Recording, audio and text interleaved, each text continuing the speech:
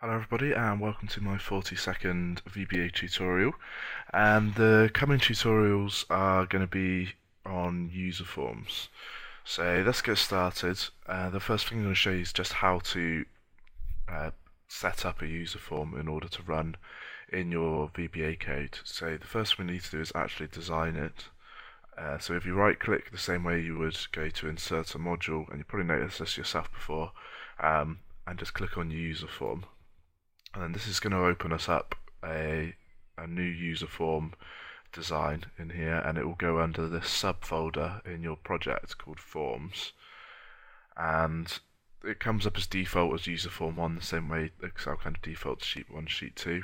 So the first thing I'm going to do is just change the name, and to do that we just go into the properties down here. If you've closed your properties off and you don't have them there, just go to view and then go to properties, or just press F4 and it will pop up down here for you.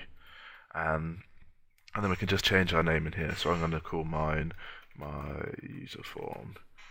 And then in this window here, we've now got our user form kind of template. And we've also got this toolbox here that has all the controls we can put on our user form. If you can't see this toolbox, just go to view and toolbox, and that will turn it off and on for you, so you'll be able to see it. We've now got our user form template, and this is just kind of a blank user form. If we press play on this, it's going to load up, and it's just going to be grey and boring. So nice, just standard user form. So I'm just going to show you how to do your kind of standard things on it. So first of all, first thing you might want to change is your title. So to do that, you just go down to your caption property here and just change that. And pretty much everything you're changing on user forms is going to be in this properties window down here. So let's put this as a title, and then a couple of other things you can change. So let's just change the height, and this is in a value known as points, which is each point is 1/72 of an inch, so 1/72 of an inch. So if we put in 144 for the height, then that's going to put it at a height of 2 inches. And if we go down to our width and put that to 144, and then that's going to put our user form by 2 inches by 2 inches. So that's how you change your width and your height.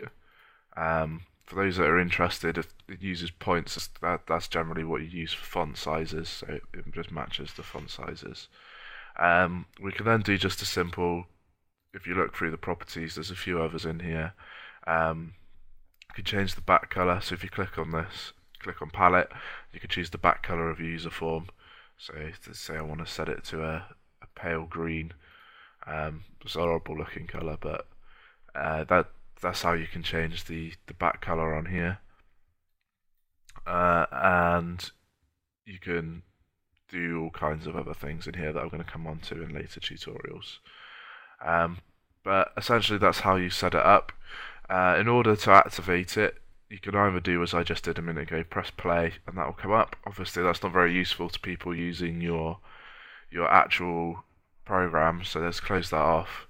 And if we go into one of our modules and create a sub procedure, so this is how you'd activate your user form in your code. So sub open user form. Doesn't have to be called that, it can be called anything in your code. And then we just reference the name of the user form, so my user form dot show. And then if we close this down now, if we run this using Alt F8 and run that, and then that's going to show our user form then, and it's going to come up with our lovely green background. And then to close the user form off, you just click on the close button on the user form. So that's the basics of how you'd set up your user form. Just to recap, to create a new one, just right click, insert a user form, and then just make sure you've got your properties windows open, and that's how you're going to control pretty much everything. So that's going to be it for this tutorial, quite a quick one. In the next tutorial I'm going to start showing you how to use the toolbox and adding on different tools onto your user form. So thanks for listening, and I hope to catch you in the next tutorial.